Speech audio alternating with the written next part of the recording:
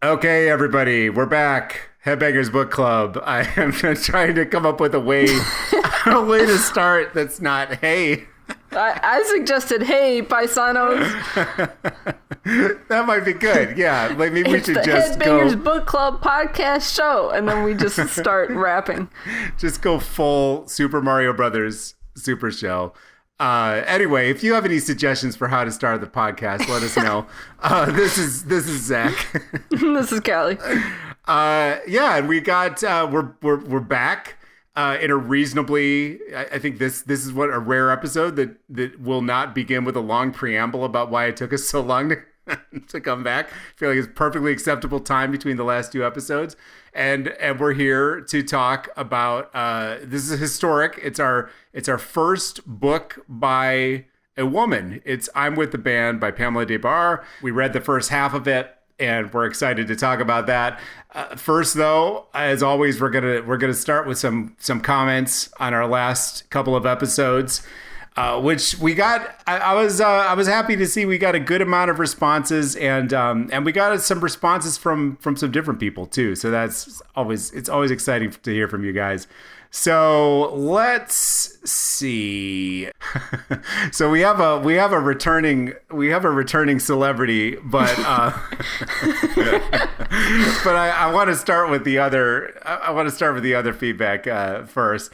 So let's go. I'm going in what I think is roughly the order in which they posted. So Jay May, he was just responding to our respective traumas. I mentioned that everybody yelling "na na na" and "Hey Jude" gave me COVID.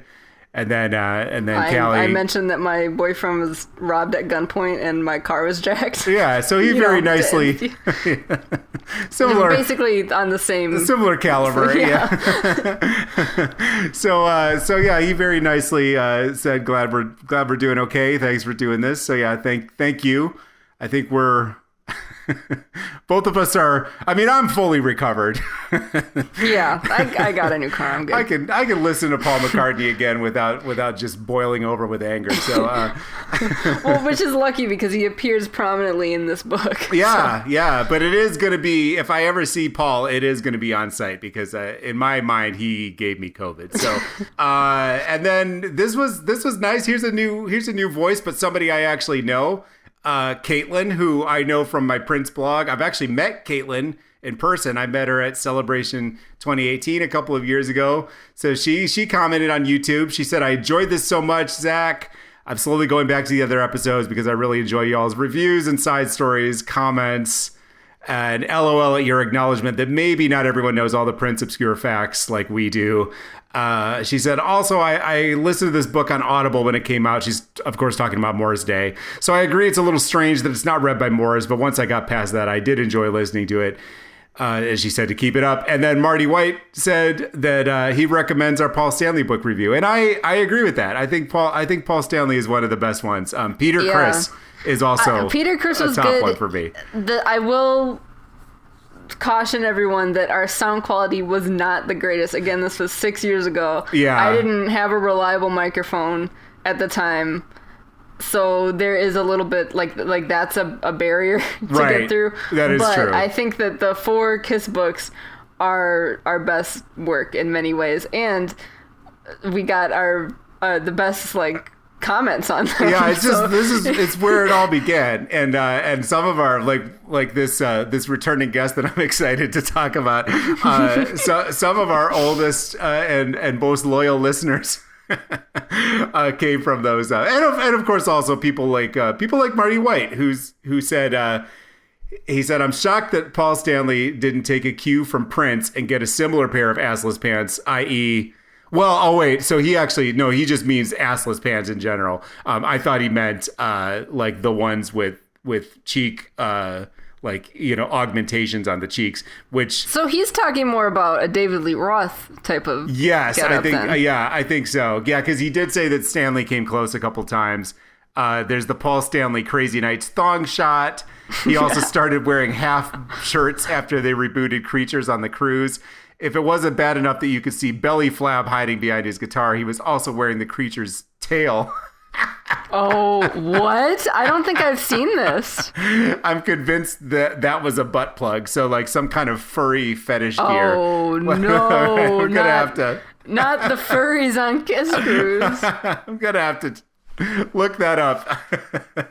It kind of makes sense because Kiss is kind of a furry adjacent group. Half of kind of one member demon was a kitty cat, another member was a fox. Yeah, that's true. Catman is Peter Criss's fursona, famously. Yeah. And the Fox Man or whatever the fuck was Eric Carr's. So what was Eric Carr's? He was a fox, I thought. Well, but what was his official name? Was it just the Fox? Because they have these like fake personas. Fox. Yeah, it was probably the Fox. He was only that for like a couple. It was like a year. Like, how long was he? I guess it was from. It was basically just Creatures 70, of the Night, yeah. right? And wait, was he there for The Elder? I think so. Yeah. I don't think Peter Criss was there for The Elder. See, let us know in the comments. We're losing our Kiss cred. We haven't talked about about Kiss in so long. Actually, I have a life update. Oh, nice. I procured one of the original Kiss comics. Oh, yeah. That's right. It's the second appearance of Kiss in comics ever. It's a Marvel comic, I believe. Yeah, Marvel comic, and it has real Kiss blood in it. Yeah, that's right. It's something that I've been wanting to have for a really, really long time. And it kind of fell in my lap because I work at a comic book store, so I scooped it up. Oh, nice. So I'm very excited about that. You should send me a picture, and I can put that on our Instagram. Yeah, I'll take a couple pictures. Yeah, I don't have enough content to put on Instagram. Yeah. I'm also technically supposed to be the social media manager. I haven't done anything in months. I kind of fell off after 12 months of Mike because it was so much goddamn work. But that was the nadir of our podcast, but the peak of our social media presence. It's just classic that we handled it that way. Although I will say I had a nice conversation with our friend Jukebox Cowboy on Instagram, and he specifically said that the 12 Months of Mike series got him through some tough times, and I was like, oh my god. Wow, it was a tough time. Thank you so much for that in particular. Yeah, because like that makes me feel like it wasn't just a net negative. Well, you know what I was thinking too, and we'll get back to like some of our I guess you could call them haters. I struggle to even refer to them as that because like we mentioned it before. I have no respect for these people, so like I'm not receiving any hate from them. Right. But some of the people who disapproved of our Kiss podcast. Yeah. I just wonder, like, because it seems like they're rediscovering us. They're just like acting like we're just now making podcasts again. I'm just like, so where were you for the year-long Mike Myers deep dive? I know, that's when you could really get your digs in, because like we were at rock bottom like that. You might have actually really wounded us at that point. Now we're bulletproof. If someone had said something mean to me after I watched The Love Guru, Shrek I would have 3. fucking killed myself. Yeah, you missed the ideal opportunity to cyberbully us. Have you ever seen someone so vulnerable as after they watched So I Married an Axe Murderer? It's very true. Yeah, a couple other new people. Somebody named Faith. I want to say it's XAAS, so I want to say it's like Zas, but Faith said, please do Marvin Gaye Divided Soul next. And I do think, so we have I keep a running list of just stuff for us to do eventually. And I can see Marvin Gaye being on that list. It's, he's kind of like right on the borderline of what I consider to be Headbangers Book Club material. He's definitely an artist of greater stature than what our wheelhouse normally is. But I also think that book's fucking wild. What is stature referring to? Like artistic stature. Yeah. But I mean, but like, it depends on what you mean, because I feel like, it depends on what he also just had a wild fucking life. So like I can see it. In, I think he works. Rick James was also on Motown briefly. Yeah, it's true. And is also I think an artist of great stature. You had a big fall from grace, but yeah. Oh, and George Clinton too. You know, that's George right. Clinton's Yeah, a little George bit Clinton sillier, is but in terms definitely- of being like a really influential figure. And Oh yeah, no, that's absolutely true. Yeah, if George Clinton makes the cut, I think Marvin Gaye can for sure. You know, Mark Bolan. Yeah, and then David Ritz should probably start paying us because we're promoting him. I don't. He probably doesn't need the promotion, but and then one more. I got one more. This actually comes from Twitter. Another person I know, not in real life. I haven't actually met Jason, but Jason of the Press Rewind Prince Lyrics podcast, which I have been on a couple of times. So Jason is kind of doing what I'm doing on my blog and going through and talking about every Prince song in order. He's doing it way faster than I am. He's like just wrapping up the 80s right now, I think. And he's been doing it for 2 or 3 years. So he goes song by song, talks about the lyrics of every Prince song. I've been on a few times and I almost always seem to be on like stuff like I know I definitely was on Jack You Off. I'm always on just really ribald episodes. So if you want to hear two straight white guys in their 30s and 40s talk about extremely sexual lyrics, then I've got some episodes to recommend to you. By a young, how old was Prince when he wrote Jack You Off? He had to have been in his early 20s, like right? early 20s for sure. Yeah. So that's always fun. So Jason said, I just finished this episode. Great job. And I laughed along with you two the whole time. Also, please cover White Slave at some point so I don't have to read it myself. That one is definitely, I think that's a matter of when, not if. I mean, the cover alone.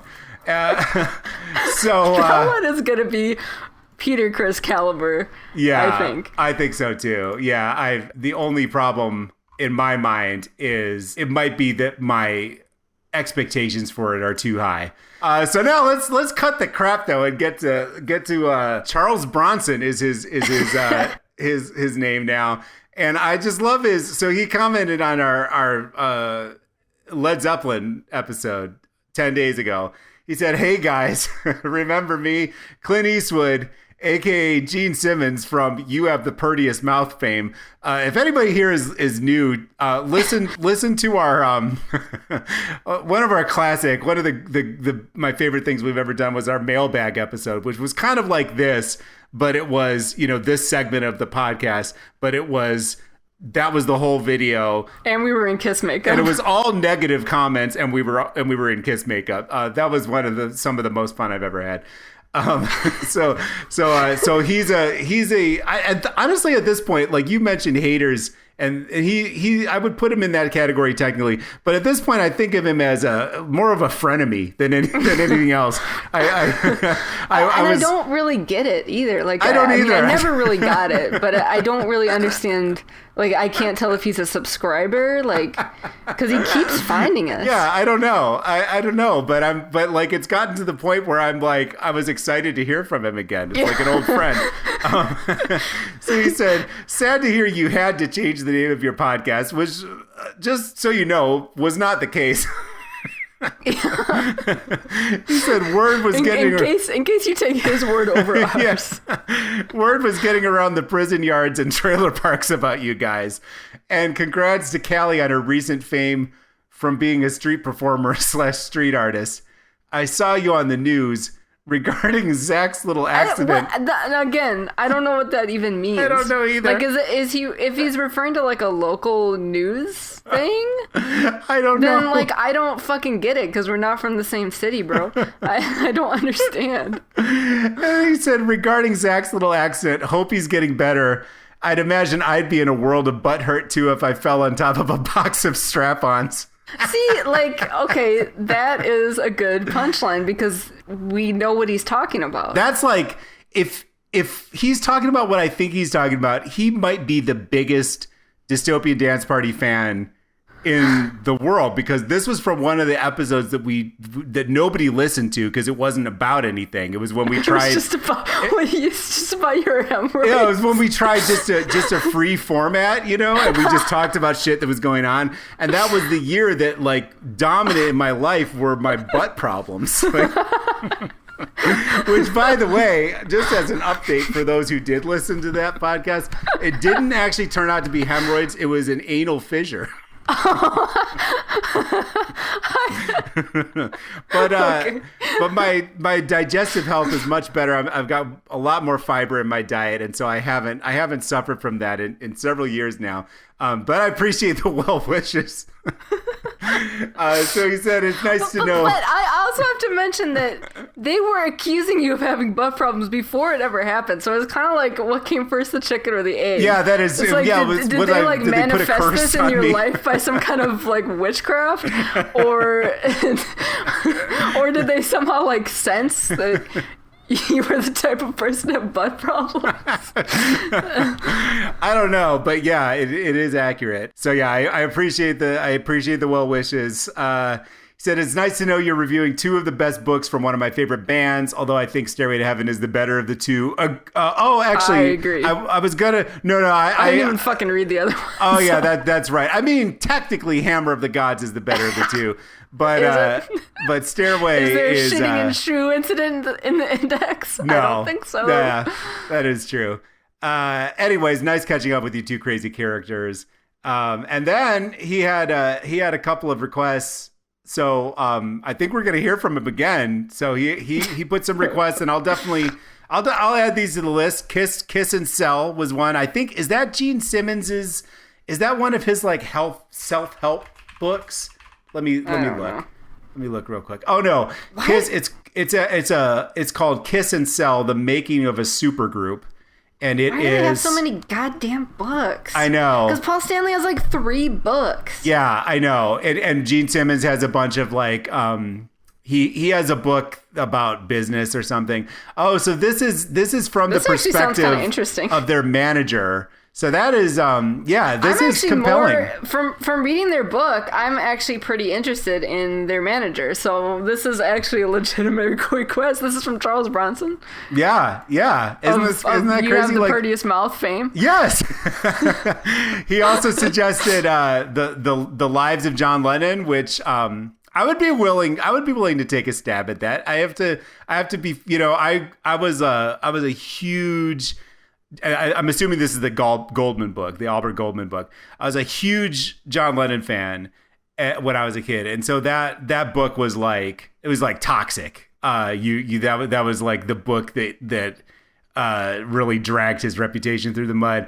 But I have to be. Hey, I tell you what, I was as big into John Lennon as you, I was as big into Mark Bolan as you were into John Lennon, and we read Mark Bolan's book, and it's true. Who was also a wife beater who did a lot of cocaine. So yeah, it's your turn. I know, it's true. I think I have to be fair. And I'm sure, like, I know from what I know of that book, I know that it is completely outrageous. Like, even by, I've read the other 2 major Lennon biographies, and, like, there's only so much that you can sugarcoat John Lennon. Like, he was a fucking asshole. Like, but the Goldman one is like a real hit piece. So that could actually be kind of fun. And I feel like that's the one with a lot of the classic legends about John Lennon, like, when he supposedly had the sanitary napkin on his head when he was partying with Harry Nilsson and stuff like that. So yeah, I feel like that's kind of a Hammer of the Gods,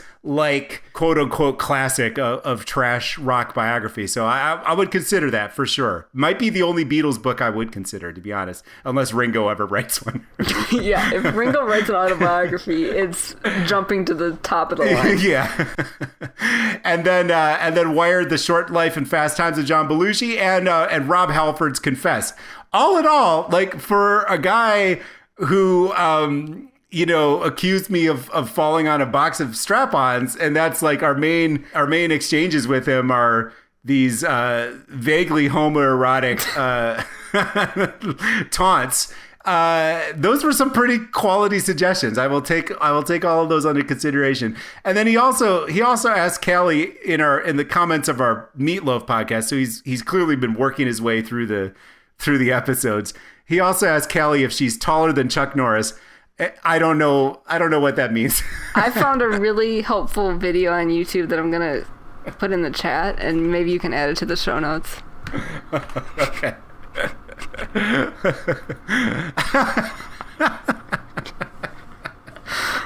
All right, yeah, I think that could be helpful. It's a video to visualize Chuck Norris's height. So which by the way is 5'10". I'm between to answer the question.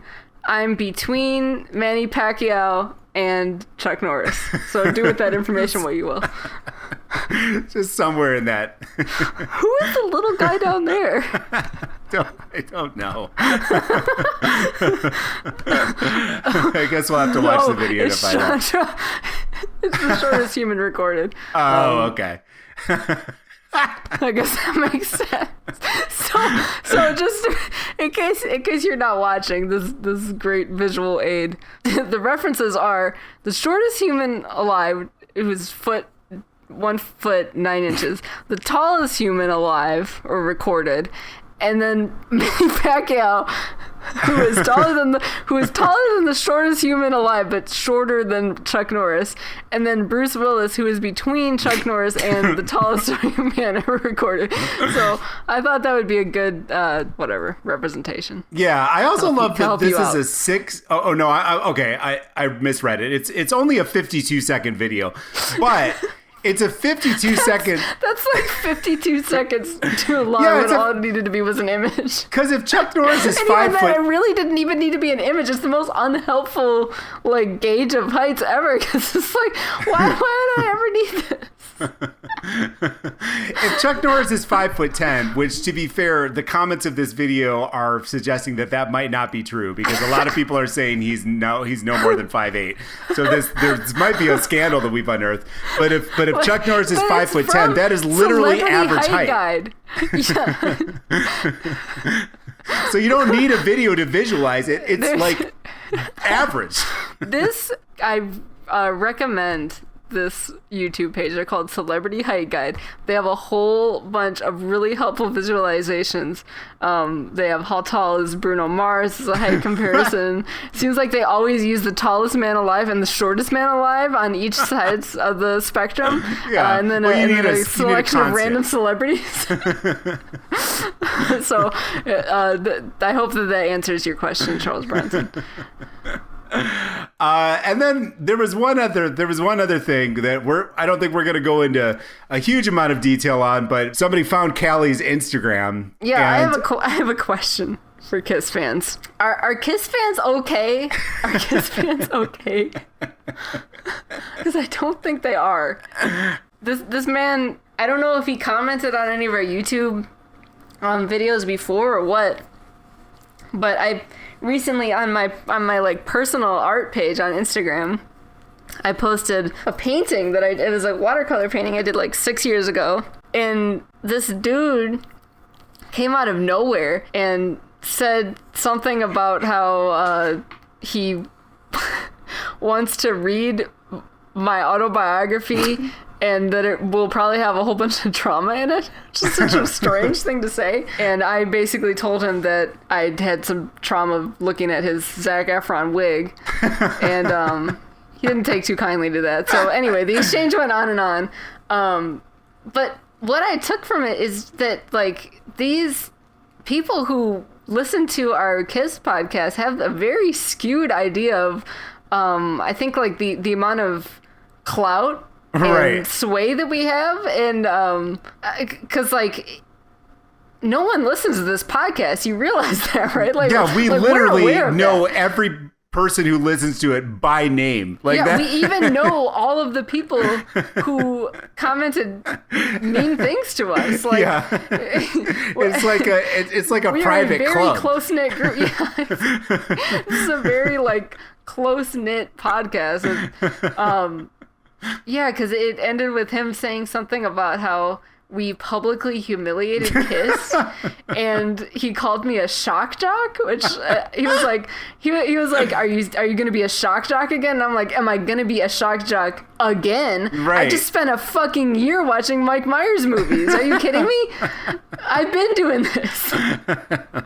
But yeah, after you said the thing about us publicly humiliating Kiss and being shock jocks, I said, like, this is a pretty glowing review. You should just consider putting this on, giving us a review on Apple Podcasts. Yeah. And I just want to extend that invitation. Like, if y'all have something to say, you know that you can review us. Like, you don't have to find these weird tertiary ways of commenting on us. Yeah, and I'll also say I would love 1-star reviews. I feel like most podcasts. Yeah, we only have 2 5-star reviews, and I think it's both of us. Yeah, probably. 5-star review. Most podcasts ask for 5-star reviews, and I'm fine with that too. Like, I like positive feedback. But I also enjoy notoriety. The overwhelming majority of our feedback has been negative. So I mean, if that's true, then fucking put it on our reviews. We could use some more reviews. Yeah, exactly. Of any kind. I like the negative ones as much as the positive ones. So anyway, see, this is why I like Charles Bronson, because it's like he can dish it out and he can take it. Exactly. Yeah. like I respect that. And this dude kept calling me thin skin and all this stuff. It was just a very bizarre situation, because I'm like, bro, you came on my page out of nowhere. Anyway, it was really weird. Y'all are weird. But again, comment on my post. Hey, that ups my numbers, so feel free to do so. Hey, and if you're going to ride my dick, give me a like and a follow, too. All right, so that's all the feedback this week. Let's talk about Miss Pamela. Like I said before, I mean, we did this for one thing because this is like it's a classic of the rock memoir world, obviously from a different angle than a lot of the other stuff we've been reading. Although when I said that, I actually forgot that Pamela Des Barres is on she is a recording artist. She was a member of the GTOs, which a lot of this first half of the book was about. But she's most known for being kind of one of the original groupies. And so every book we've read has been by or about a man. Well, every book has been by a man, I think, and also about a man. So both of those things. All of the authors have been male. All of the artists we've talked about have been male. And while I think that's always kind of going to be the case, because like we've said before, the world of this kind of music that we listen to tends to be a sausage fest, but I do think it was kind of high time for us to get a book by a woman in there. So we did. And I think it's an interesting perspective. It's an interesting kind of look at the evolution of girls and women's engagement with rock music. And it's also sort of like a generational memoir, because she kind of just through her own, when she starts writing about the book, she's like in her early teens, in the early 60s. And then obviously she kind of comes of age in the late 60s. So it's sort of her journey kind of becomes a metaphor for all of the girls and women her age at the time.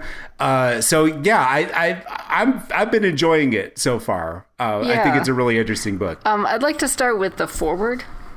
Yeah. By Dave Navarro. Oh my God, yes. I was very excited about that because as an avid Ink Masters fan, I just know that Dave Navarro oozes charisma and is one of the most interesting men to ever live. I have a favorite Dave Navarro mint.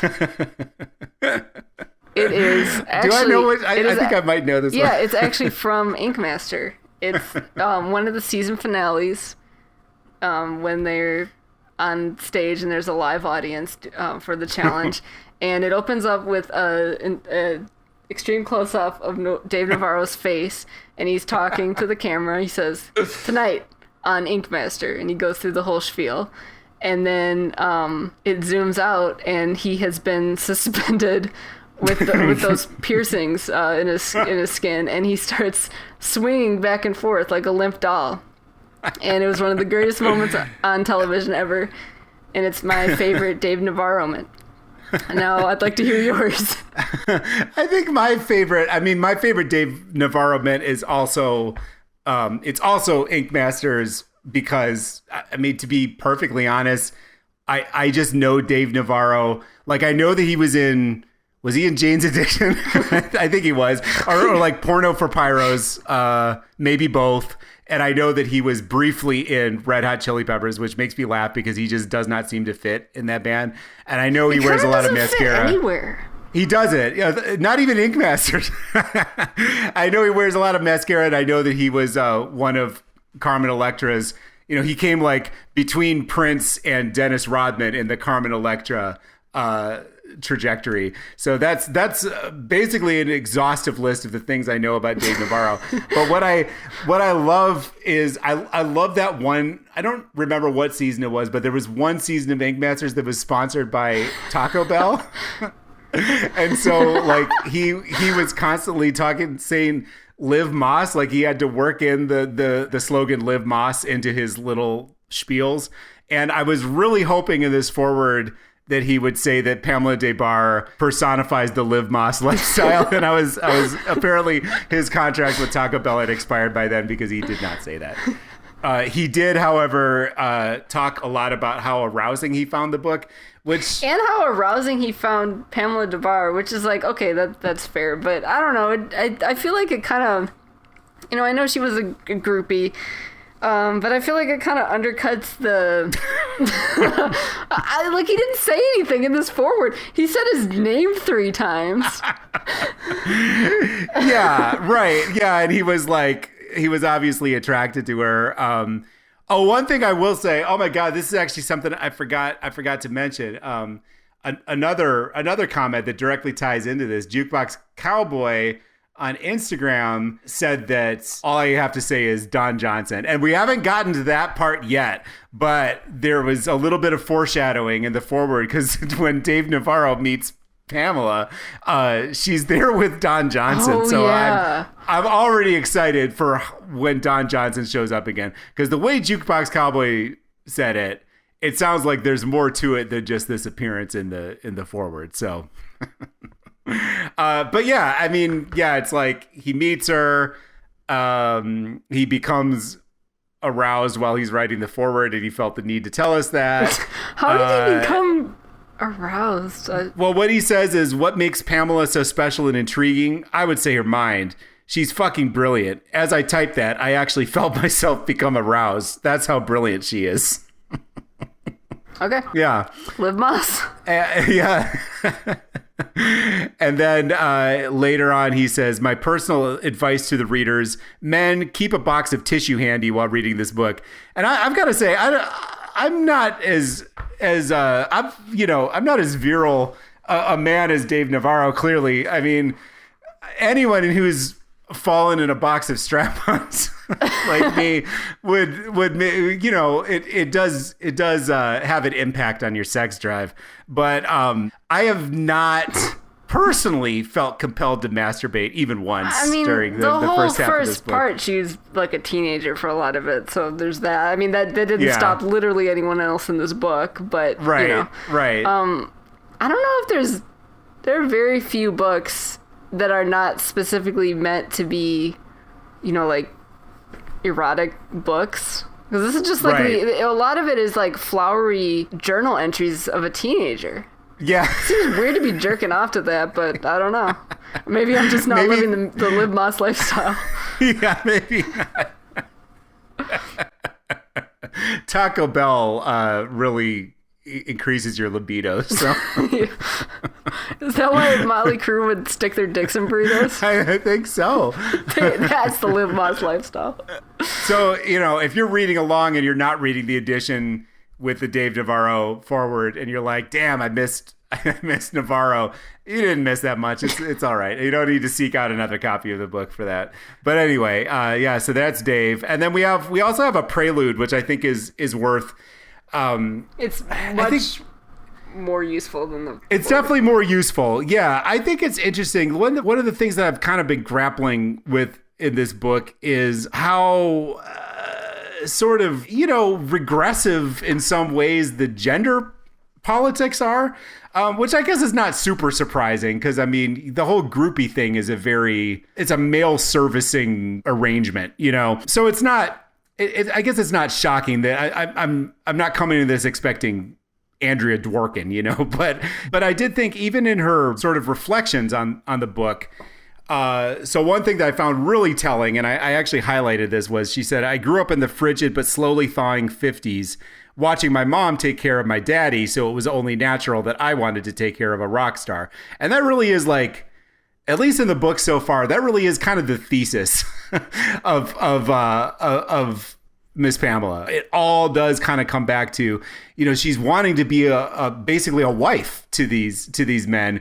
And what is kind of left unspoken, and what I think the actual book does a better job of doing than her prologue here, is none of these men deserve her. They are all garbage. Well, I thought in a later part, when we're introduced to the Zappa family, Gail Zappa tells her that Gail Zappa's, Frank Zappa's wife, mentions that all these men should be lucky to be by her, and I just think that's an interesting thing. But I also I also highlighted that part, but I also think you have to think about it that this is coming out of the 50s. Right. I feel like we have a view of the 60s that's a certain way where like free love was and like birth control and all that stuff was benefiting women, but very, very few things in our society really benefit women. And also, she was a teenager and a young woman, and even today, teenage girls and young women are socialized to be boys' mommies, basically. Right. And I've had enough relationships with emotionally unavailable fuckboys to know that to be true, and they weren't Jimmy Page, so yeah, I think it's interesting because when I was reading the foreword, and I was kind of like, wow, really, that's it? Like she says, another part that kind of stuck out to me was she said, I was unprepared for the reaction I'm with the band when it was initially published.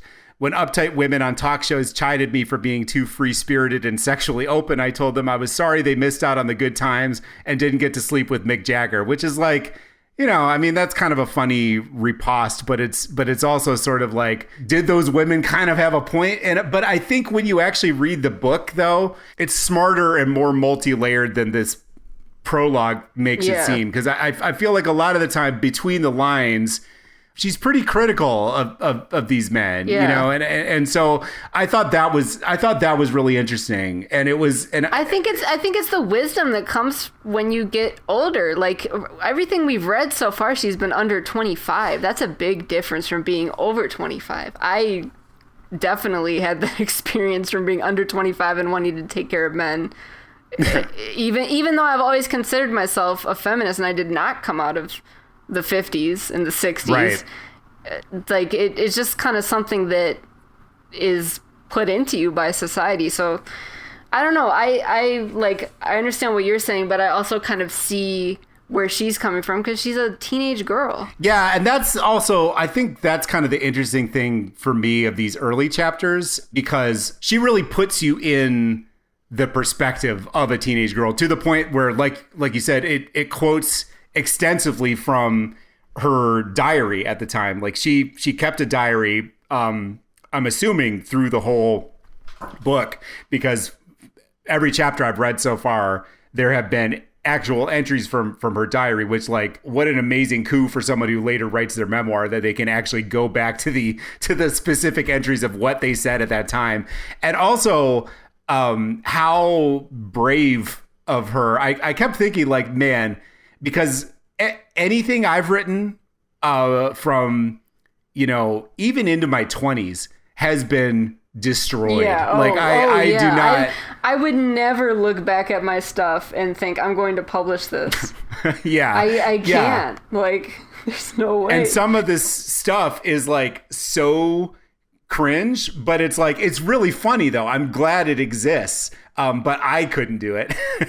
Yeah. Well, it's cringe, but she's also like still funny even as a teenager, but it's still like, you can tell it's being written by like a 14, 15, 16-year-old. Yeah, like there's a part here that I underlined. She's talking about the first time she has a French kiss. Let's see, how old is she? She says, it says the summer of 62. 14, I think. I think she's 14 at this point in 62. Yeah, that would make sense because she's 19 and around 67. So she gets a French kiss with this guy named Robbie, and she goes home and tells her mom because she's so excited. She like runs home and tells her mom, and she says she demanded all the details and proceeded to ground me for an entire week, adding that I could never be alone with Robbie again, 2 exclamation points. What transpired is a historical piece of typical teen torment. I stormed into the kitchen, got a massive butcher knife, lay down on the floor, and, clutching my snapshot of Robbie and sobbing hysterically, announced that I was going to stab myself in the heart. And then she has a whole poem that she wrote at the time, and man, it's like being naked in public. Like I can't imagine putting that out there. It's really impressive. I think this is slightly before that because she's also 14 in this. I thought it was interesting that she talks about how she wanted to shave her legs, but her dad wouldn't let her, and how because of that shaving her legs, like he only allowed it below the knee, but that was a like symbol of freedom to her. I just think that's kind of interesting, and like with a lot of stuff in this book, like things that I don't think from a modern lens or a contemporary lens we view as being freedom, because we're so used to body hair being like demonized in women. Right. It's just interesting that shaving your legs for her was a symbol of freedom, the same way that being a groupie in many ways was, where to some women it just seems like being a mommy to these stupid men. Like it's just kind of interesting how like there's like different ways to express your freedom and feminism. Yeah, and I think people our age, we're like millennials, and then there's now they're not shitting on us anymore because there's another generation to shit on beneath us. Well, they're still shitting on millennials, but they don't know what a millennial is. So right. I think millennials are like in high school. Right. But we're gonna view this from a different lens, and I think it took a minute for me to like adjust to that. And I think what I started to realize is from the 50s into the 60s, this feels like her trajectory is so specific to that generation. And so she starts getting a little bit of, she sees Elvis, and then she discovers the Beatles, and, all of this happens to be happening along the same time that her sexuality is developing, and so it makes more sense when you view it within that context, and don't look back at it. Because, the whole groupie thing is very sort of, I mean, there are definitely millennials and Gen Z girls, especially, like I've sort of stumbled on kind of Gen Z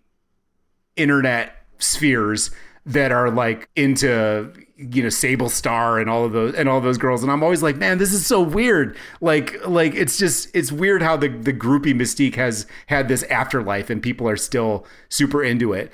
Well, I think it also makes sense in context, not only during the decade and like thinking about it in the time frame, but also it was less of an adjustment for me because I am a heterosexual woman. So like, right. I can understand it as coming out of the 50s into the 60s and like having that historical significance, but also just, again, like the way that women are gendered and socialized. Yeah, and I think another thing is that we don't tend to think about it this way, or the knee-jerk thing about groupies is you go straight to the sex, right? But I mean, it's really just fan culture, and that's what these first couple of chapters really make clear. Like, they're just really big fans. And I mean, fan cultures, and also just like dating, like it a lot of these situations, she wasn't having sex with them the first time she met them. They would actually go on dates and stuff.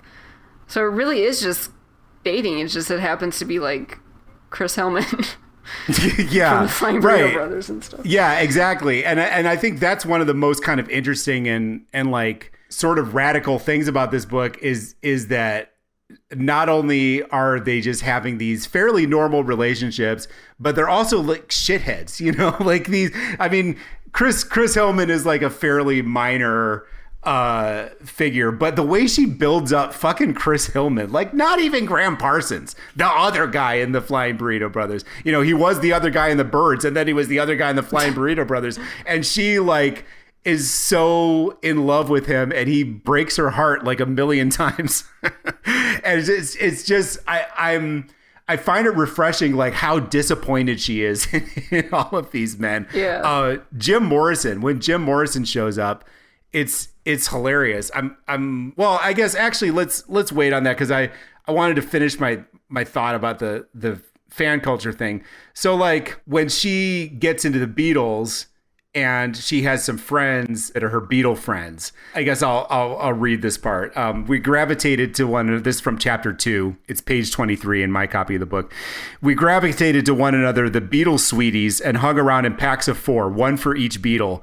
Kathy Willis was my George friend. Her dad knew somebody who worked at the Hollywood Bowl and was going to get us good tickets for the Beatles concert on August 23rd. We got our tickets before anybody else and bought gilt frames to put them in and hung them on our bedroom walls. I paid homage to my ticket nightly. My entire room was covered with Beatle paraphernalia. I wrote with a Beatle pen, slept on a Beatle pillowcase, and breathed with Beatle lungs. Stevie was my Ringo friend, and no one understood the poor thing. So that made me laugh. But also, like, she and her Beatles friends are like, it goes on to say, we wrote Beatle love stories for each other, and I could hardly wait to get to school to get my hands on the next installment of my continuing Paul saga. So like they're writing basically fan fiction. Yeah, I was gonna say this is fan fiction. This is early fan fiction, because I don't know that fan fiction proper became a thing until the 1970s. But what they're doing is writing fan fiction about the Beatles, which is really, really interesting. Yeah. It says on the previous paragraph, we were two girls talking about her John friend, Linda. We were two girls in a constant state of Beatles skits. I played John and myself, and she played Paul and herself. We could switch personalities with a flick of an accent. We took each other to parties and concerts.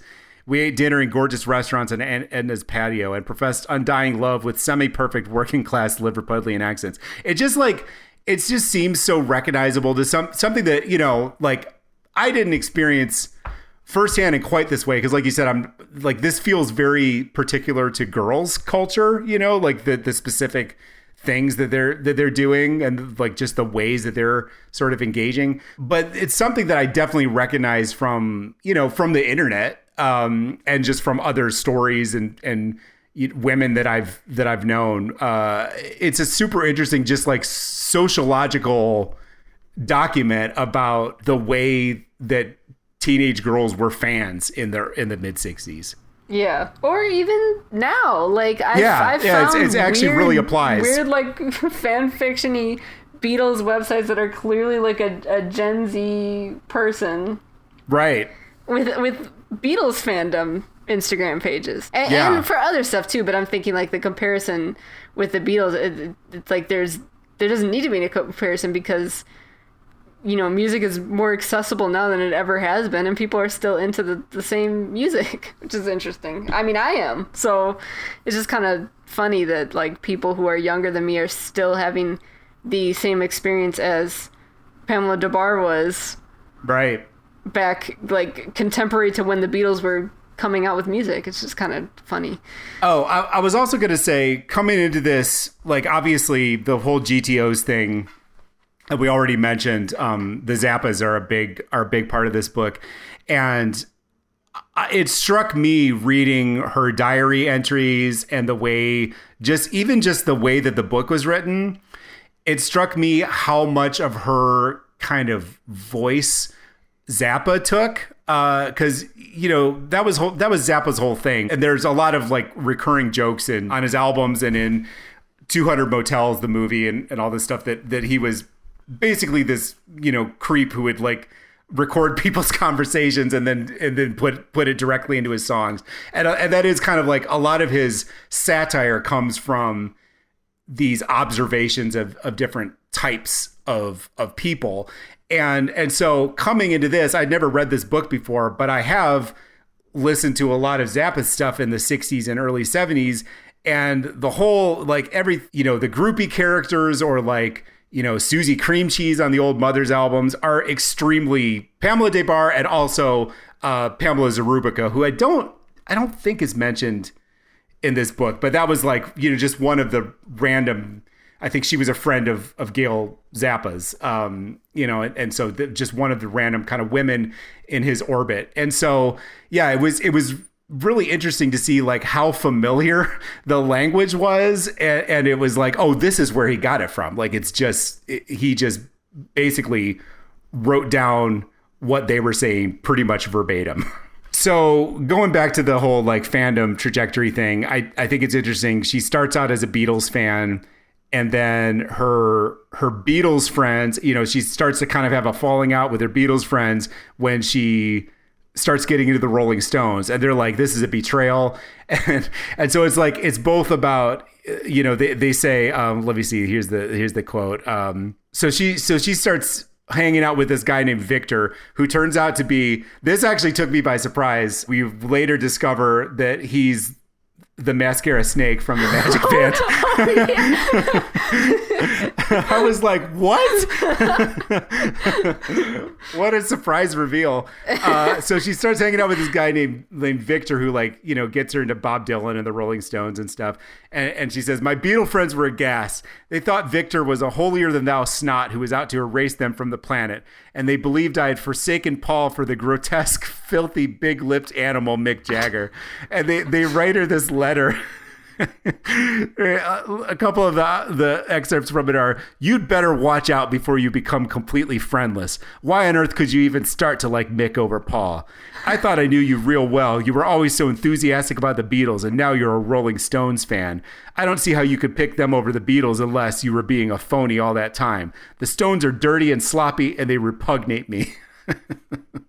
So I just, it's funny because it's like, it's both about like the kind of tribalism of fandom, and also about like, she's obviously hit a new stage of her sexual maturity where like pretending that she could see the outline of Paul's balls in his Beatles suit is no longer sufficient. Mick Jagger circa 1965 is, I think, objectively sexier than Paul McCartney circa any time ever.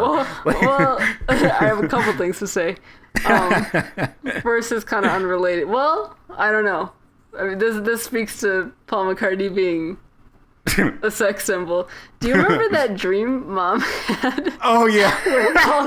I almost called him Paul Stanley. Where Paul McCartney had a huge thick ass. Yes. And he was wearing plaid pants, and he got up. I do remember that, and I think about it all the time because his current tour is called Got Back, but like the URL is Paul McCartney Got Back, like Baby Got Back, and I'm just like so fascinated. It's another reason why I'm unhappy with Paul. He gave me COVID, and also I feel like he was advertising that he would get a Brazilian butt lift, and he did not. So another thing is that in one part Pam says that Mick Jagger personifies a penis. Yeah. Yeah. This was interesting. Like, really all of this stuff is interesting because, we grew up obviously watching TV Land and the Monkey shows and The Hard Day's Night, Help, all of the Beatles movies and Beatle material, and like Rock and Roll Circus was something I watched when I was little, and it made a huge impression on me. Right. So like I'm aware of, the Beatles, how they were then, and Mick Jagger, how he was then and everything. But we also have the unique perspective of associating Mick Jagger with, for example, Dancing in the Streets. So yeah. I'm like, yeah, I know, like he was really sexy in Rock and Roll Circus, but then my mind immediately goes to him and David Bowie and Dancing in the Streets video. It's just like such a bizarre, we just occupy such a strange place in time. Yeah, or him now. Like when Mick Jagger's Instagram is so funny because he'll just like post pictures of himself. He's always wearing like New Balance sneakers, and he'll be like he'll be like at a bar wearing a baseball cap, and I'm just like, this man was a sex symbol. Like, people used to think that he was literally the devil. Like, it's just hilarious to see Mick Jagger in such like a dadcore stage of his life. Yeah. I think that started even as early as like the late 70s, because like you watch some of the videos from Tattoo You. Yeah. Or the video that She Was Hot. Right. He's like cornball. I mean, even the video to It's Only Rock and Roll, where they're all in sailor suits. Yeah. Like, yeah, like the period where, you know, it was a very brief moment where, like, you know, Andy Warhol wanted to do a screen test with him and stuff. It was pretty much just the like rock and roll circus era, because I feel like he started looking weird like almost directly after that. Anyway, yeah. So you know, she's obviously she's becoming less of a teenager, and now she's getting into the Stones. I also just think it's interesting that like this is we've been talking about this in universal and generational terms, and I think it absolutely is. But also it's so local, because like her getting into more kind of quote unquote alternative things, or I guess the way that she puts it is she's becoming hip, is because she meets Captain Beefheart. Like, if only that could be all of us. Oh, I know. Like, I was thinking, like, when I was a teenager, would I be doing this stuff? And it's like, well, I'd probably be in Michigan, so no. Like, right. Yeah, we would have been lucky. Like, maybe we could have met John Sinclair. Yeah. That's the most we could have hoped for. But like, yeah, she just happens to go to school with fucking Captain Beefheart, and he's like, she gives him a handy. Yeah. Because he invites her over to look at clouds that look like nuns, which is the most Captain Beefheart come on I've ever heard in my life. Like, how many hand jobs did Beefheart get from asking girls to look at clouds that resemble nuns? And I just imagine him talking in the voice where, you know, that like a squid eating dough and fast and bulbous. Like,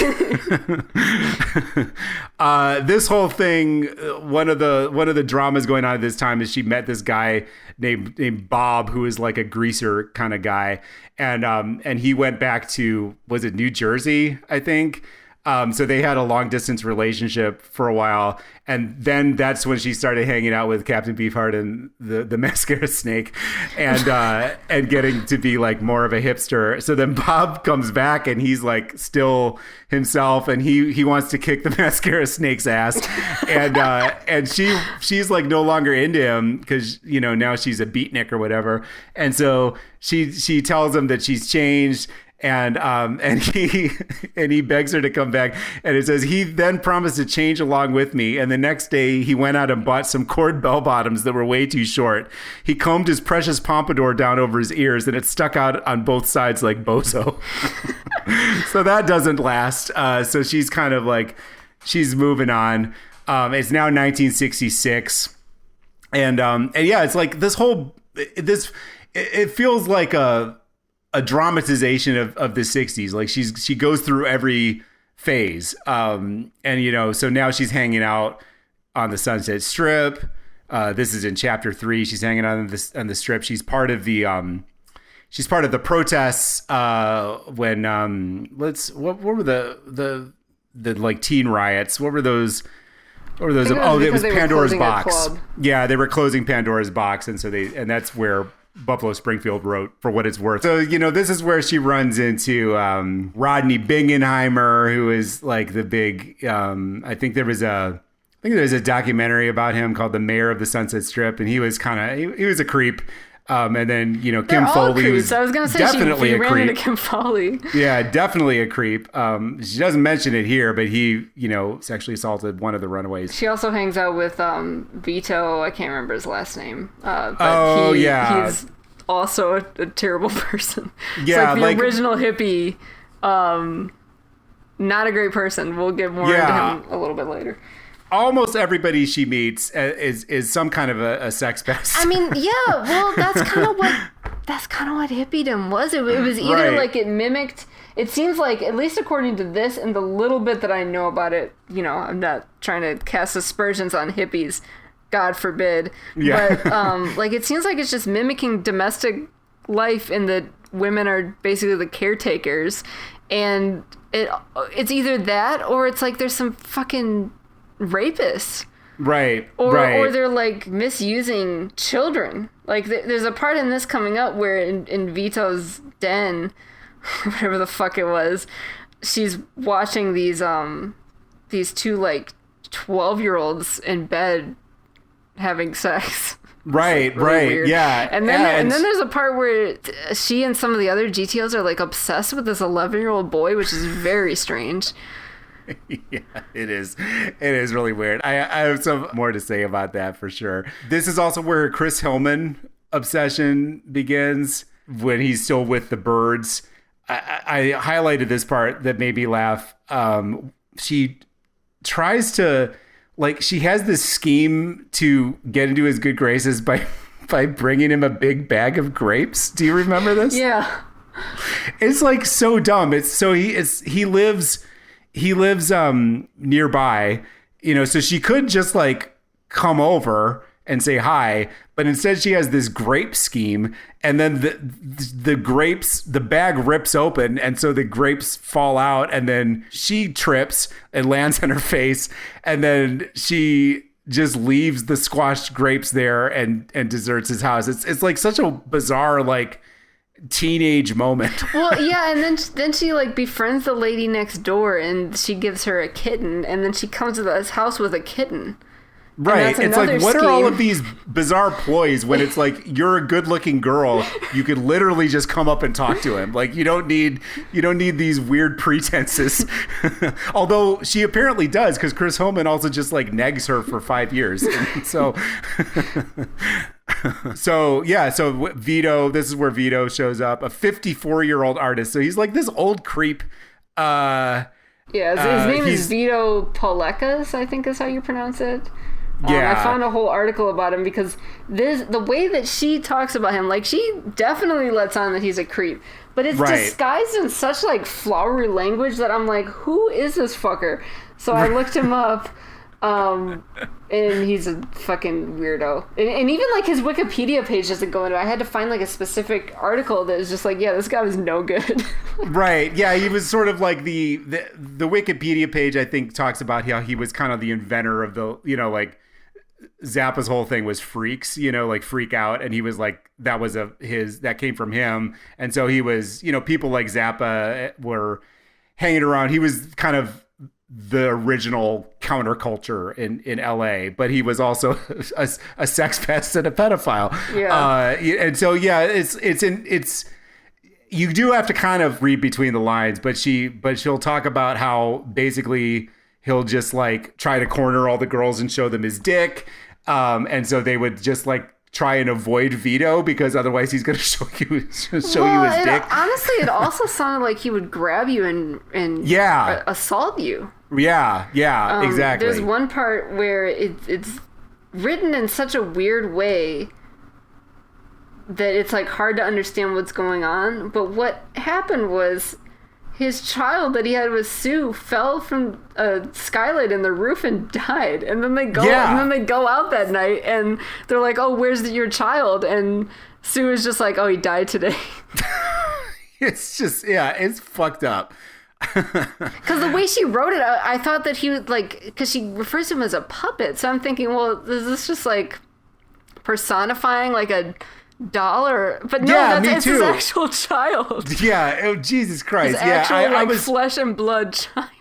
Yeah, I was confused too because I was mixing him up with a character from the real Frank Zappa book that I read a long time ago called Wild Bill. Do you remember that at all? Oh, I read it, but I very vaguely remember it. There was a guy you knew in LA called Wild Bill who had puppets with like basically fleshlights in the puppets. Oh, and he would like invite people to come over. He'd call them his family, and he'd invite people to come over and fuck his family. Yeah, no, I do remember this. That's just a phrase. She mentions Wild Bill in this too. I don't think it was that. Yeah, that's the other. This is I think the guy that she mentions is Wild Man Fisher. Oh, yeah, okay, maybe that's right. Yeah, different guy. This guy was actually an insane person. He was he paranoid schizophrenia. And his shows sound amazing. Like, she talks about how he would sing part of the song and then he'd take a lap around the entire venue. Oh yeah. And then he did a circle in the venue and then he ran outside and did a whole lap around the venue. Yeah. So I mean, it's she's now gone, fully into the counterculture with people who are very weird, and in the case of Vito, actual sex criminals. But I appreciate the fact that she doesn't. It's like she kind of dances around it, but it's also, she trusts the audience to kind of pick up on it. And I mean, the part where you mentioned with the two preteen girls was, she was very clear that like people were uncomfortable. Yeah. Like some people were enjoying the show, but she walked out and like the other GTOs were like, what the hell? Like, Well, and she also mentioned something that I couldn't find corroborating evidence of in anything else I read. Granted, I did really cursory research about it, but about Vito being deported. Right. Because of pedophile related activities. Yeah. Pedophile. But then again, I mean, Pamela's a little bit younger than Vito, but still these are 11-year-olds. In like the next chapter or the same chapter even, she's talking about this young boy in really weird sexual terms. So yeah, let's I think we can talk about that. Oh yeah, so something that you mentioned was like the gender roles in the counterculture. And I did think this passage was interesting, that her old Beatles friend, Linda, she took a trip out to San Francisco with her and she ended up staying as a house mother. And it says, the way she says it is, she became house mother, which means she did all the cooking and cleaning. Very communal. So, these kind of like, again, it's like between the lines, this is not a political tract, but she's pretty frank about how free love is not necessarily working out the same way for men and women. And then the last thing I say before I get to the 11-year-old boy, the last thing I want to say is just we all know at this point that Jim Morrison was a drunken buffoon. And I feel like that's actually one of my favorite, a book that I think we should read at some point is Please Kill Me by Legs McNeil. And it's like, it's an oral history of punk, like American punk rock. But it's actually more interesting than that. So it starts in the 60s and the Doors, it involves the Doors and obviously the Velvet Underground. It has, then it goes into the Stooges, and I think it goes through the late 70s. But the parts with the Doors are so funny because the way they arrange it in this, it's an oral history. So they're arranging these quotes in these sarcastic ways.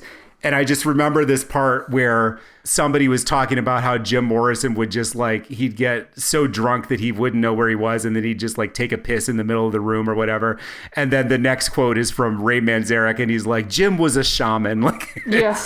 it's just, they juxtaposed that, like the Dionysian Lizard King with the reality, which is that he was a drunken idiot. And he's definitely more of a drunken idiot in I'm With the Band.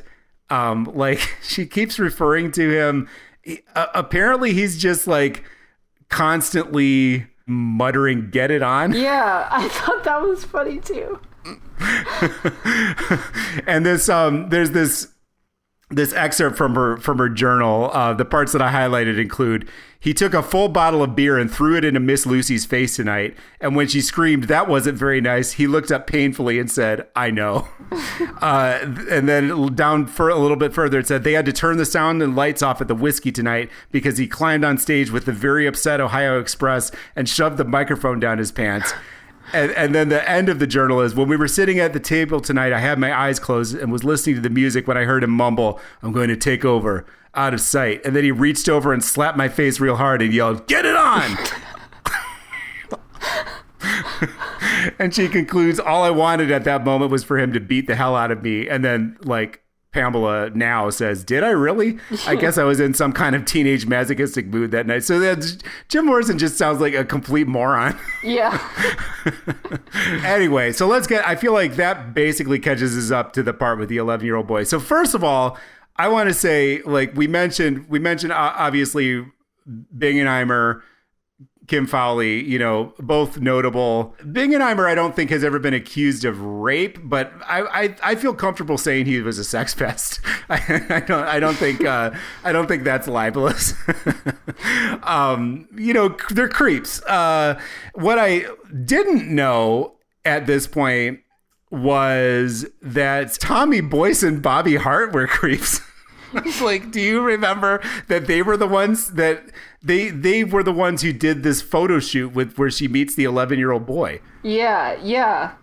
So she's at this it's like a hippie Renaissance festival basically. And Tommy Boyce, well, here's the part here. So she's like waiting outside of this Renaissance festival. She's still hung up on Chris Hillman and also Nick St. Nicholas from Steppenwolf. It's just like at one point in this book, because she's also one of her other flames from this period is Noel Redding from the Jimi Hendrix Experience.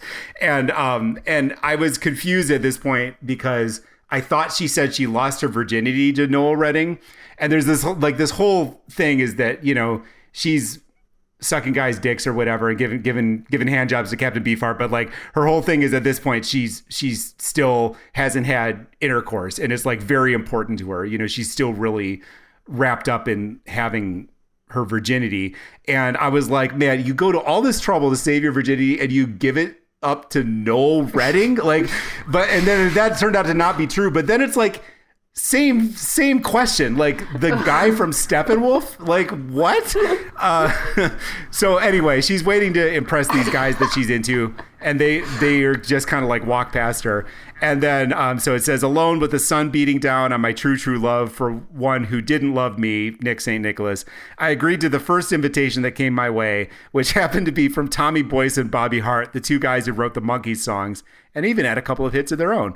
Bobby had a movie camera and wanted me to straddle a big white horse, completely nude, while he filmed me galloping through the flowered fields with my hair flying and my teenage tits bouncing up and down, probably in slow motion. They plied me with handmade trinkets from the fair and plenty of pot until I agreed to the escapade. It was then that they introduced me to my pony partner, an 11-year-old boy. So when she said this, I thought that the horse was 11 years old. And then I realized, oh no, this is a whole child. Yeah. Oh yeah, that's right. Not her pony partner, but her partner on the pony. Yes, an 11-year-old boy.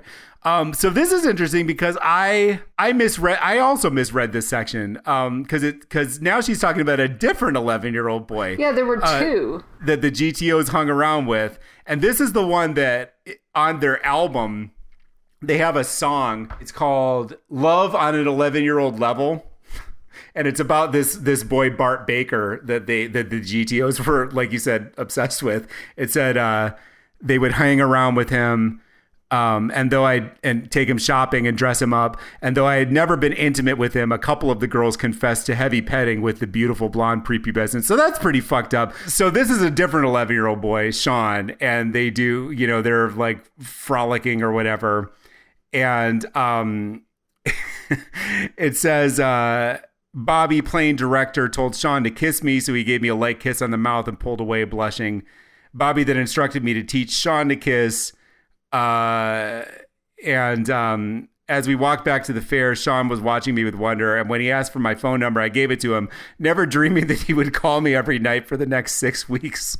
And basically the end of the story is that Sean's mom finds out he's been talking to this, basically, I think she's 19 at this point, so a grown woman, and informed her that she would not be hearing from Sean again. So yeah, it's weird. I don't, you know, like we have to be even-handed here, and we would be if this was Jimmy Page and an 11-year-old girl, we would be like, that's gross. And this is also gross. Yucky. I mean, it's super gross that Bobby Hart wanted a film of this. Yeah. Like that is really fucked up. And like, man, that makes me look at Bobby Hart in a whole different way. all those wholesome Monkees hits, like, where's his book? Right. And it's just like after this, that was weird enough. I just didn't expect it to come up again where they're also writing songs about these 11-year-old boys. It's like, if y'all don't, like, I've been a teacher of sorts of kids that age, and like they're literal children. Yeah. It's very strange. Right. I think it's like, this is my non-60s perspective intruding again. I think in a lot of ways, like, taking all the rules away from sex was a bad idea. Like there's I agree. There's a line between, the sort of like repressed traditional sexuality and like just no holds barred, everything is permitted. And I think, I think this book mostly does a good job of kind of showing that, because like, these girls are preyed on. There's another section where she hitchhikes to visit some of her family in Louisiana, and like every other person who picks her up, or Kentucky, yeah, and every other person who picks her up is either literally groping her or trying to grope her, and she narrowly gets away. There's a lot of close encounters with sexual assault and groping, which I can say has not changed since the 60s. I've been groped a fair share of times in broad daylight. So yeah, there's those guys. There's the part where her and her friend, who she has this kind of like homoerotic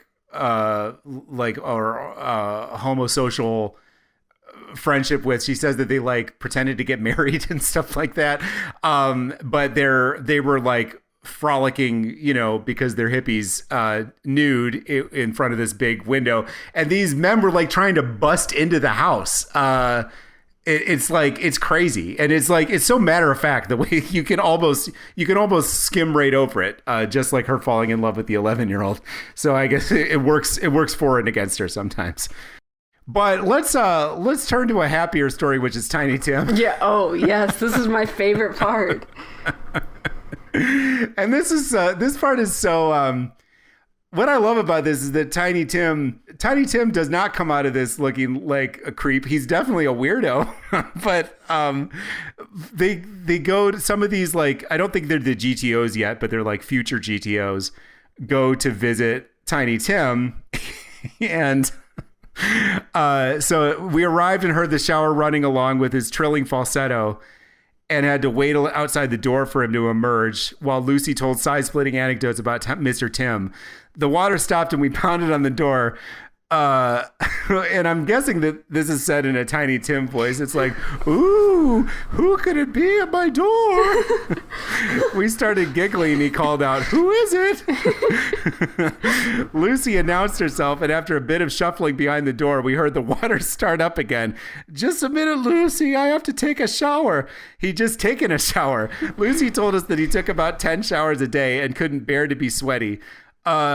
So he proceeds to take like 2 more showers while and he covers himself with baby powder, which, like, there's a lot of baby powder in this. There is, yeah. Wasn't that when it had like talcum? Yeah. So ovarian cancer all over the place. Like, I thought about that. I thought about that a lot. There's a part in the prelude where she talks about how, what is she? It was an era when sex and drugs didn't kill. Also, when baby powder didn't kill. Right. Right. Or did. You just didn't know about it yet. Yeah, but you just didn't know it, because it could also be all the cigarettes you've been smoking. Yeah. So he takes a ton of showers, like, during their encounter. It says he's sitting on the couch with him. It says, drawing long, shuddering breaths, he peeked at us from between his fingers while we tried to blend into the wallpaper. And then when he eventually, like, gets up the courage, I guess, to talk to them, they play hockey with hockey pucks that he had in his freezer. I would say of all of the people that we've heard about, Tiny Tim is probably the one that I'm getting the most FOMO from. I know. Would most want to hang out with Tiny Tim. I know. And then he confides in them that he has hidden a ton of candy bars. He says, my manager thinks I'm getting chubby, but I'm just pleasingly plump. And he's also apparently the one who gives them their misnames. He's the one who christens the future GTOs. So the next chapter, Zappa comes up with this GTOs concept. I thought this was kind of interesting. So like I already mentioned how the women that were hanging around Zappa were clearly very, very influential on his songwriting voice. And I also think Frank Zappa might be kind of an unsung historian, I guess. Like these girls probably would have gotten famous anyway because they were just in such close proximity to famous rock stars, so they would have become legendary to some degree. But Zappa was really kind of he was the first one really putting a spotlight on them. He put together the GTOs from these girls that he was hanging around with in LA. And then also he was like an early patron of the Plastercasters. And he wanted to do an art exhibit of Cynthia Plastercaster's work. So I just thought it was kind of interesting that, he played this role in publicizing.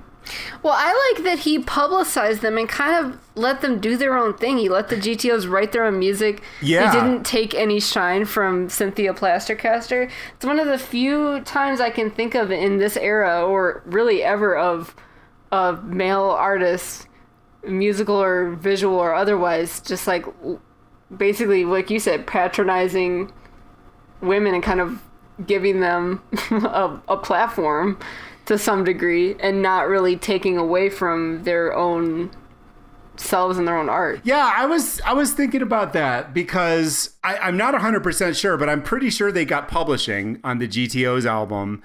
He was definitely like an auteur. Like I was just listening to the album today and it grew on me. Like when I first heard, I listened to one song. There's one song that was in the Zappa movie recently, and it's the one streaming. about Captain Beefheart's shoes. It's one about Captain Beefheart's shoes, and it is a rough listen. They're like, and she talks about this. They can't really sing. They certainly can't harmonize, so they just sing in unison like school children.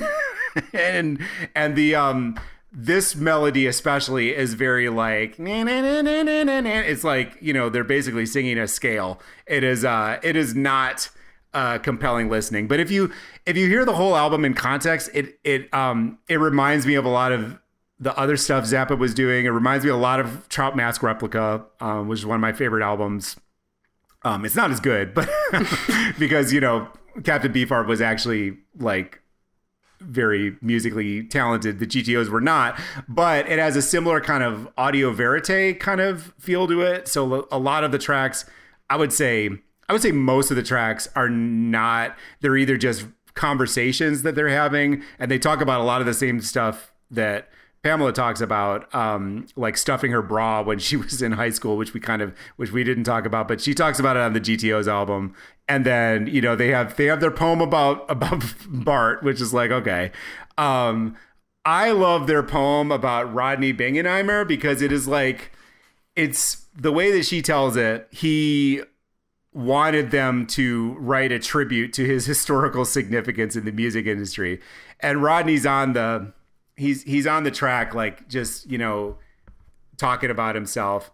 And they quote the lyrics. And what I think is so funny about this song is like, and she doesn't come out and say it, but it is like so obvious that they're clowning him. Well, I thought a little subtle dig at him is when she introduces him. She's like, she met Rodney Bingenheim and she refers to him as Davy Jones's stunt double. Yes.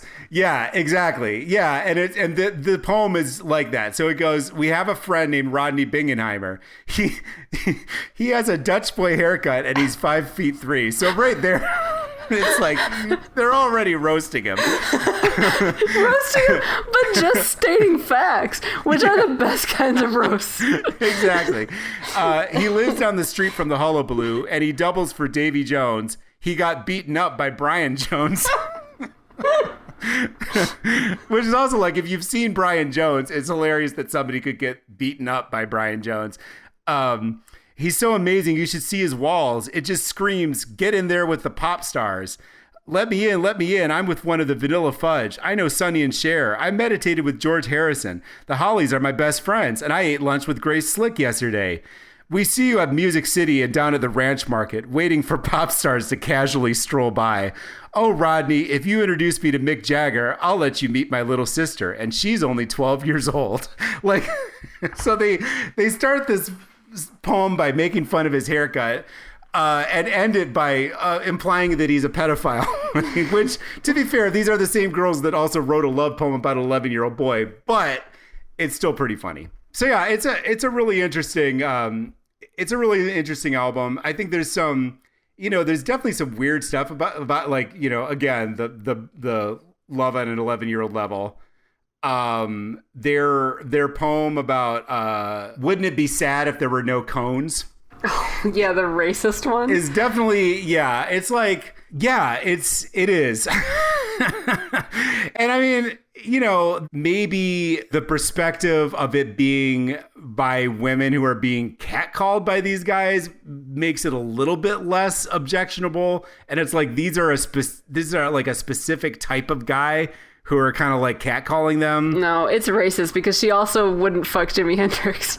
Yeah, that is also, that was another part. I'm sorry, if you're picking Noel Redding over Jimi Hendrix, you are racist. She loves those consumptive English guys, though, because she just thinks Jimmy Page is just the hottest fucking tubercular Jimmy Page. I mean, but yeah, it's definitely. I get it to a certain extent, but if given the choice, yeah, I mean, Jimi Hendrix, come on. I mean, especially like look at both of those other guys in the Jimi Hendrix Experience. There was the other groupie who went with Mitch. Right, yeah, like those. Can you imagine? Yeah, like that's like the Ringo friend. Yeah. Those may be the two most English looking men to ever live. This side of like Ed Sheeran. Yeah, Jimi Hendrix was definitely or Tom Hiddleston. Right. Yeah, he's the only one with any kind of sex appeal in that group. And that was also when they both had those dumb like fake afros. Right. I'm just laughing at having a band. Like Jimi Hendrix was more popular in England when he first started. And then they have to find two English musicians. And so they choose two white English musicians. They're like, okay, well, Jimmy has an afro, so y'all also have to have afros. That's so silly. Well, how else could they do the Axis cover where they have one giant afro? I guess so. I guess, to be fair, to give Noel Redding his props, he actually had a pretty impressive perm for a white guy. Like it was like MC5 size, but Rob Tyner. Yeah. So anyway, yeah. I mean, the GTO's album is definitely a product of its time. There's some there's some racist stuff. There's some questionable poems about 11-year-old boys, but there's also a really solid roast of Rodney Bingenheimer, so it gets a thumbs up. Yeah. So net positive.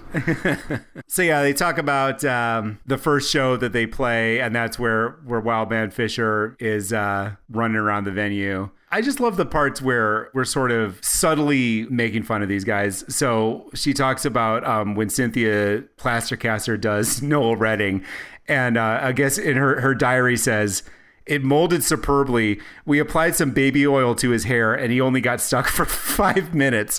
I'd been counting aloud before we thrust Noel into the mold. And when I announced the crucial moment, he became panicky and began to get soft. Thus, instead of diving mightily straight in, we had to shove it and pound it in, and it twisted like a worm. Well, have you seen Noel Redding's Plastercaster? Do they have it? Did they have it online? I think you can find it. I'll have to look. Yeah, because I want to see, because what they're describing makes it sound like it's hilarious. Yeah. I can't find it now, but I know I've seen it at some point. There's later in the last chapter that we read, Cynthia and Pam have a falling out because over Noel Redding, over that stud Noel Redding. I like the part where they're recording with the Jeff Beck group and Rod Stewart makes an appearance. I'm always excited when Rod Stewart appears in anything. And he pretty much just gets jealous that he doesn't have a job, like he hasn't been recording yet, so he runs away, and they have to go find him and convince him to come back.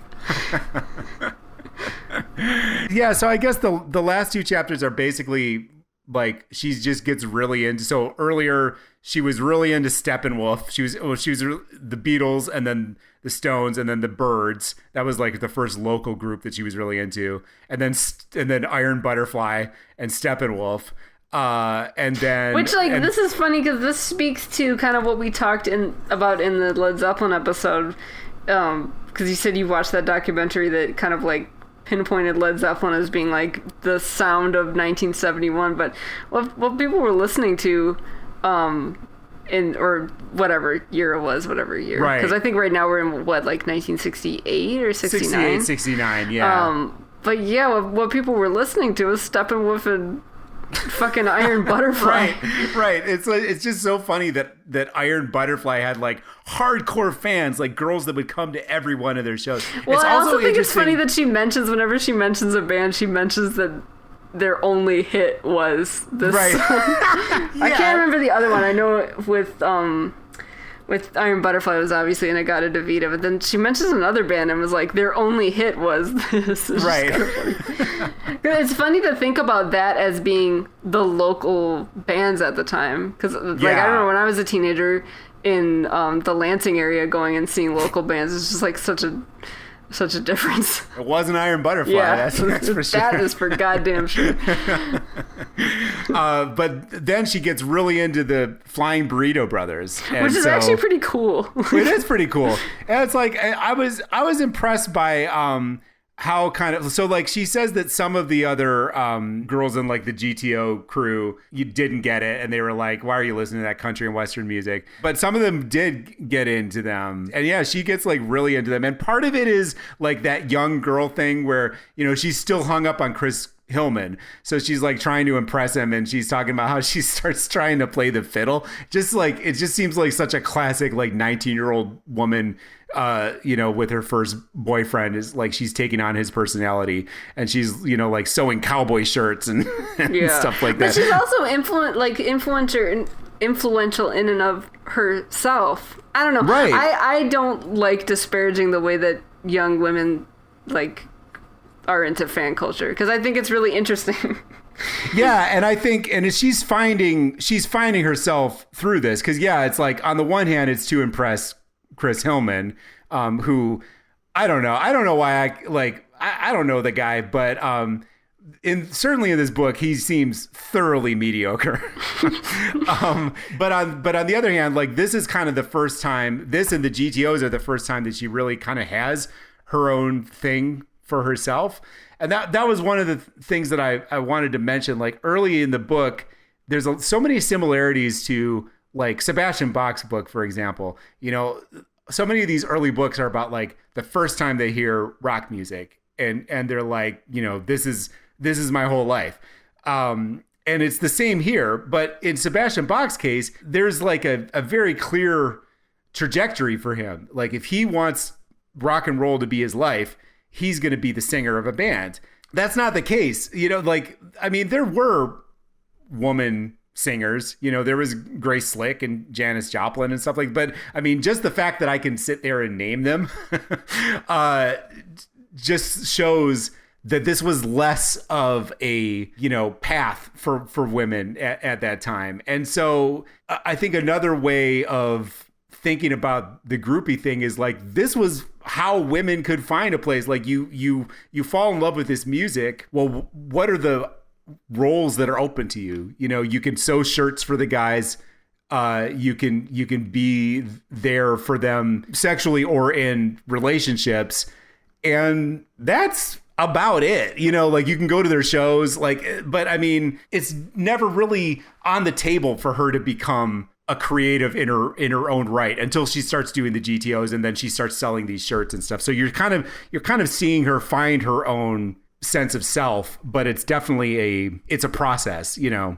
Yeah, there's a part late, like at the very end of the reading, where she's talking about I think it's funny that she says that she's like heading towards 30 and she is not even turned 21 yet, but she's talking about she's heading towards 30 and she has nothing to show for it. I know. And it's just kind of interesting that she has all of this to show for it and is 21. I know. As somebody who is turning 38 this month, I'm like, wow. Yeah. I turned 30 last year. I have nothing to show. I have a degree, which she didn't have, and I think that might be what she's referring to. But it's like, right. I would rather have met Tiny Tim. And played hockey with Tiny Tim. Right. And there's a similar passage in here that I highlighted where she says, and this kind of speaks to my thing about like the space for women in music. She says, what I really need is to feel accomplished. I bet people like the Beatles and Leonard Cohen feel accomplished. You know, and it's like, it's no coincidence that the two people that she names are men. Like, and, you know, this is kind of before you had Joni Mitchell, like, those kind of figures that now there is like, now there's I mean, Joni Mitchell is every bit the artist that Leonard Cohen and Bob Dylan are, but there wasn't really there was a Joan Baez, I guess, but even Joan Baez was sort of like simping for Bob Dylan, so. How do you feel about the first time we see Led Zeppelin in this? Yeah. So that kind of, when I was flipping through this book at first, I felt trepidation because it's plunging its right back into Stairway to Heaven territory. But I also felt like a little bit of excitement because I love it when these books become a connected universe. And I found Zeppelin, I didn't hate them as much. I think we don't see a lot of them. We only see Jimmy Page, and even then we only see him filtered through her eyes, which is not the fucking sack of shit. He does complain about being bored. Right, he's on his best behavior. And he does primp, like she talks about how he's always primping himself in the mirror and that he uses Pantene products. Yeah, I did think I was like, I've never thought about how Jimmy Page took care of his hair, but now that she mentions it, he did have very nice hair. So yeah. But yeah, the first time you see them, she's at this club called The Charming Experience or The Charming Experience. And it says, I peered through the sticky din at Zeppelin carousing at the darkest table in the back and was very proud not to know them. So this is actually kind of the worst that they come off. One of the guys in the entourage was carrying a young girl around upside down, her high heels flailing in the air, panties spinning around one ankle. He had his face buried in her crotch and she was hanging onto his knees for dear life, her red mouth open wide in a scream that no one could hear. It was impossible to tell if she was enjoying herself or living a nightmare. I mean, so that pretty much checks out with what we know about Led Zeppelin. That's pretty accurate. some rapists. Yeah. And she says, Jimmy Page sat apart from it all, observing the scene as if he had imagined it. Overseer, creator, impeccably gorgeous, perfect pop star, and he was staring right at me. I turned away, and luckily he couldn't see me blushing in the dark. Mercy leaned over and whispered, dangerous man. So I thought we were going to get more of the Hammer of the Gods type, and the Stairway to Heaven type of Zeppelin. And then that the other shoe might still drop on this because we're still pretty early. It's only 1969, but Page is, he comes off okay. I mean, he's definitely a little bitch, but he genuinely, what I was surprised by is he genuinely seems at this point to care about her. Like at first I was like, oh, he's just saying these things, but like other people in the entourage are saying, wow, Jimmy really likes you. Like he usually isn't like this with women, because he's so dramatic, like she sees his whips in his suitcase and he's like, oh, I'll never use those on you. In fact, I'll throw them away. Like, it's like, okay, like I know that you think you're Lord Byron, but like, come on. But I mean, he seems to mean it. So that I was surprised by, but I mean, we know how this story is going to end. He's going to run off with Laurie Maddox. So I'm sure there's going to be some drama. I'm looking forward to it. Me too. No shitting in shoe though. Yeah, I don't think there will be any. But yeah, I'm waiting for the other shoe to drop, but I don't think there will be a shit in it. Exactly. But there is actually reference to him being bored. So there's a part where he was talking about like, oh, I want us to be together, and like he kind of says like we're basically in a relationship, but there have to be. But I get so bored when I'm on the road. It's like, God damn it, Paige! Like, Jesus Christ. I get that touring is boring, but like also. Come on. Is it though? Is it boring to go to different? That boring? I don't know. Like I have mixed feelings about when rock stars complain about how boring going on the road is. There's so many songs like that Journey song about being bored and lonely on the road. It's right. like you, sir. Like I know that you're working, and I know that you're going, basically from hotel room to hotel room. But come on, would you rather do that or work at my fucking job? Yeah, I can pretty much guarantee that being a rock star is not as boring as any actual job. So anyway, that takes us to the end. I don't know. Is there anything else that I missed or you want to talk about? Not really. Yeah. So like I said, I think it's a really interesting book.